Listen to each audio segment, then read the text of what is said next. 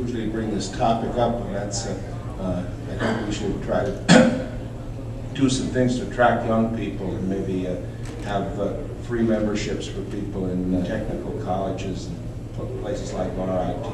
We should see more students and people like that here. I mean, I realize it's the summer and people have other things to do, but I think we need more of an outreach to these people if we're going to be there in the future. And the either free membership to start out, let them see our magazine. Some of them are going to get hooked. Let me talk to young people, because that's another issue that the entire board recognizes an issue. And there's no formal program, but I kind of took the charter that everybody has to help try and find new members. One of the issues that really controls what the membership services organization can do is the cost of postage. About 75% of what you pay in dues goes to the postmaster. That's how expensive it is.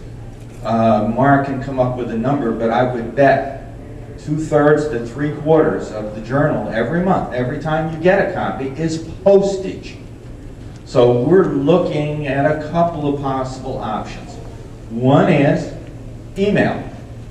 We could publish at almost no cost compared to the journal monthly stuff by email. I do it for 2 organizations I belong to, and I get free 3,000 mail. I can send to 3,000 people once a month, or to 100 people 30 times, whatever, for free. So we could, within our membership, send you a monthly email with information in it, and links and URLs, if people wanted that. I've seen some resistance. People don't want to share their emails. So, for example, I intend to make it a board policy that we will not share our email list that we have, because people are concerned about that. So there are some things there. Another way to deal with young people is the web. There is a controversy, and I was hoping someone would answer this question. The question is, what would you who pay the dues feel about giving away some of our information on the web for free? I get 2 sides to the argument. I'm not trying to take a side. One side says give it away, pull people in, entice them to follow. The other side of the argument says I paid for it with my dues. I don't want it given away free to anyone.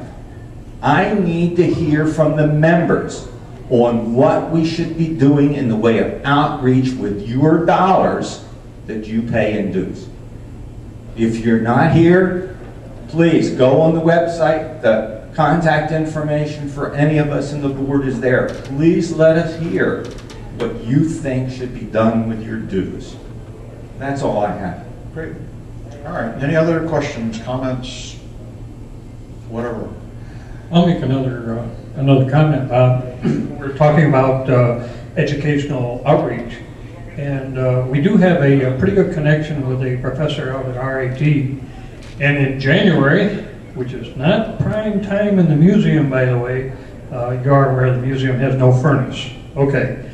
In January, it was my pleasure this year, for the first time, to give a class to a communication class at RIT. Now, our esteemed Mr. Gable's been doing this for quite some time. And these young people come in, and they are just fascinated. So we were talking a little bit earlier about educational outreach, and of course with the newer museums, we're going to have some amenities like a furnace and air conditioning and whatnot, which will allow us to do more things like that. And I know myself as a volunteer, I had a great time. I mean, these kids make you think. They ask questions you wouldn't believe. They are interested, and you can catch their imagination. And I only see more of that happen. Phil? Thanks, Lynn. Yeah, just to kind of add on that, I do a lot of work with some different museums, Rochester Museum and Science Center here locally, and I know talking about the outreach and trying to bring kids in, that's one of their main focuses is always trying to market something different, because kids get bored with the same type of things.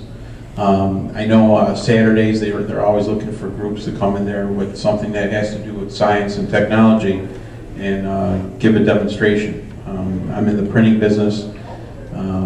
There's a lot of older things, you know, like letterpress that kids might be interested in, putting blocks and letters and saying how printing started, you know, way back when. But I think this would be a great thing too for kids to kind of come and see some of the demonstrations that I've seen you do with kids. Also, they have galleries. There's a lot of museums around the country that have galleries where they have exhibits coming in. I think it would be good to see AWA on the road with some of the display pieces, kind of, you know, showcasing those at different museums, and there probably would be some money coming back to AWA for supplying those exhibits as well. So just to comment on that, more of maybe an outreach towards other museums and science centers to kind of get the word around. All right, great.